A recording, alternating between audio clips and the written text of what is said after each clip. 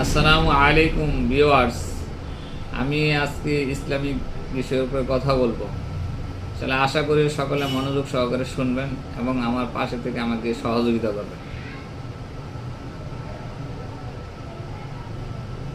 আমরা মুসলমান, আর মুসলমানের প্রত্যেকটা কাজ হচ্ছে আল্লাহ তাআলার হুকুম জনাবে মুহাম্মদুর রাসূলুল্লাহ সাল্লাল্লাহু আলাইহি সাল্লামের তরিকায় করতে হবে, অর্থাৎ লা ইলাহা ইল্লাল্লাহু মুহাম্মাদুর রাসূলুল্লাহ। আল্লাহ তাআলার হুকুম, নবীর তরিকা। খানা খাওয়া আল্লাহ তাআলার হুকুম আছে, সেই খানাটা খাইতে হবে নবী মুহাম্মদুর রাসূলুল্লাহ সাল্লাল্লাহু আলাইহি সাল্লামের তরিকায়। পানি পান করা আল্লাহ তাআলার হুকুম আছে, সেই পানি পান করতে হবে আল্লাহ তাআলার হুকুম, নবীর তরিকায়। এজন্য পানি পান করার মধ্যে 6টা সুন্নত আছে।